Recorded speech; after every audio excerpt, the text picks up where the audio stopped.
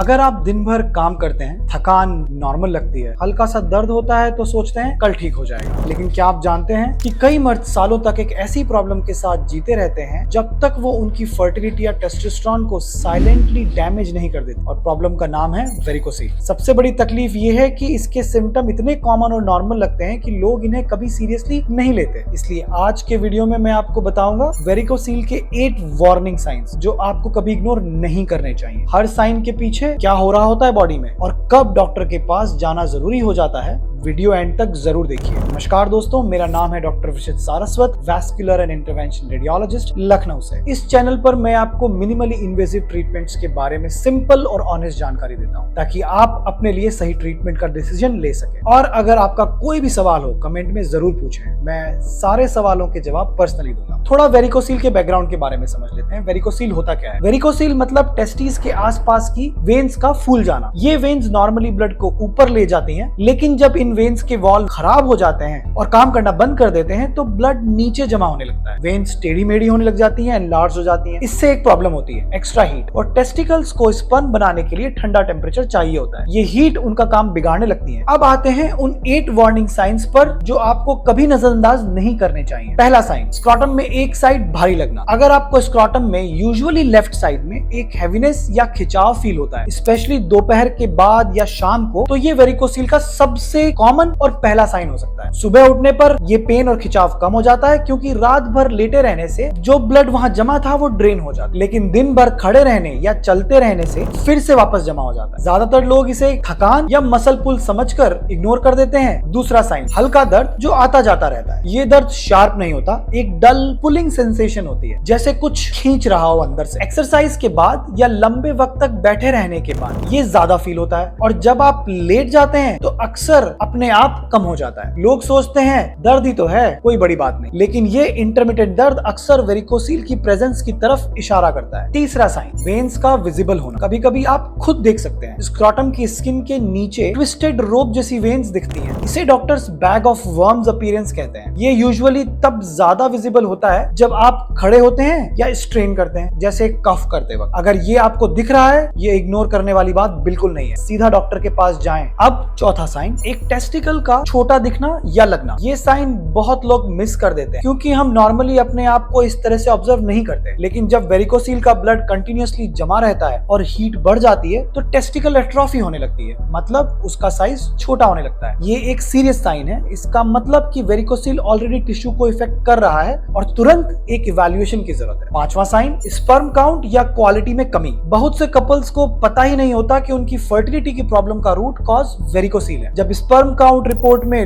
लो आता है या पुअर मोटिलिटी या एबनॉर्मल मॉर्फोलॉजी पता लगती है तो लोग डायरेक्टली आईवीएफ के बारे में सोचने लगते हैं, लेकिन पहले ये चेक कर लेना बहुत जरूरी है कि कहीं वेरिकोसील तो कॉज नहीं। अगर वेरिकोसील ट्रीट हो जाए तो कई केसेस में स्पर्म क्वालिटी नेचुरली इंप्रूव हो जाती है। छठा साइन, थकान और लो एनर्जी जो एक्सप्लेन न हो। ये साइन सबसे ज्यादा ओवरलुक होता है। अगर आप बिना किसी खास वजह के क्रोनिकली थके थके रहते हैं या वर्कआउट के बाद रिकवरी ज्यादा टाइम ले रही है तो कभी कभी इसका कनेक्शन लो टेस्टोस्टेरोन होता है। वेरिकोसील स्पेशली ग्रेड 2 या ग्रेड 3 में टेस्टोस्टेरोन प्रोडक्शन को डायरेक्टली इफेक्ट कर सकता है क्योंकि जो सेल्स टेस्टोस्टेरोन बनाते हैं वो भी उसी टेस्टिकुलर एनवायरनमेंट में होते हैं जो वेरिकोसील से डिस्टर्ब होती है। सातवां साइन, लो सेक्स ड्राइव या लिबिडो में कमी। ये टॉपिक लोग अक्सर छुपाते हैं, डॉक्टर से नहीं बोलते, घर में बात नहीं करते, लेकिन लो लिबिडो स्पेशली अगर साथ में थकान भी हो, ये लो टेस्टोस्टेरोन का सिम्टम हो सकता है। और जैसे अभी हमने जाना वेरिकोसील टेस्टोस्टेरोन को इफेक्ट कर सकता है। अगर ये चीजें एक साथ हो रही हैं, हैवीनेस, थकान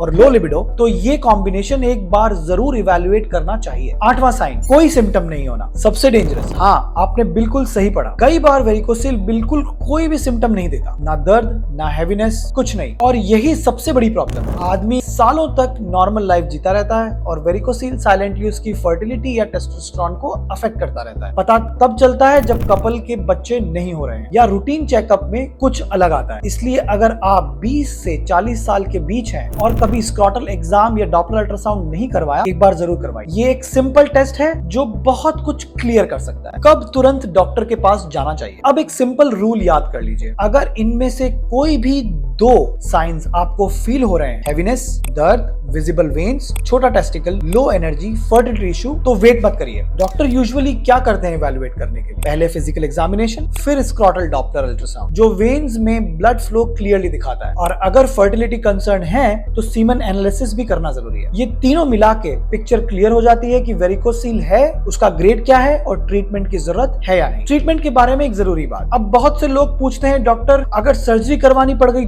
तो मैं आपको बता देता हूं, आज के टाइम में ओपन सर्जरी की जरूरत नहीं। एक मॉडर्न प्रोसीजर होता है जिसे कहते हैं वेरिकोसील एम्बोलाइजेशन। इसमें एक छोटा सा पंक्चर उस वेन को ब्लॉक करने के लिए किया जाता है जो ब्लड को उल्टा जमा कर रही होती है। कोई बड़ा कट नहीं, कोई टांका नहीं, जरा भी इनकन्वीनियंस नहीं, और पेशेंट उसी दिन घर चला जाता है। लेकिन हर केस अलग होता है, इसलिए प्रॉपर इवैल्यूएशन जरूरी है। अब अगला सवाल ये आता है कि क्या वेरिकोसील नेचुरल रेमेडी से ठीक हो सकता है? तो मैंने इस टॉपिक पर एक डिटेल्ड वीडियो बनाई है, यहाँ पर क्लिक करके वीडियो को देख सकते हैं। इसलिए चैनल को सब्सक्राइब करें और बेल आइकन दबाइए ताकि वो वीडियो आप मिस न करें। मिलते हैं अगले वीडियो में, तब तक अपना और अपनों का ख्याल रखिए। धन्यवाद।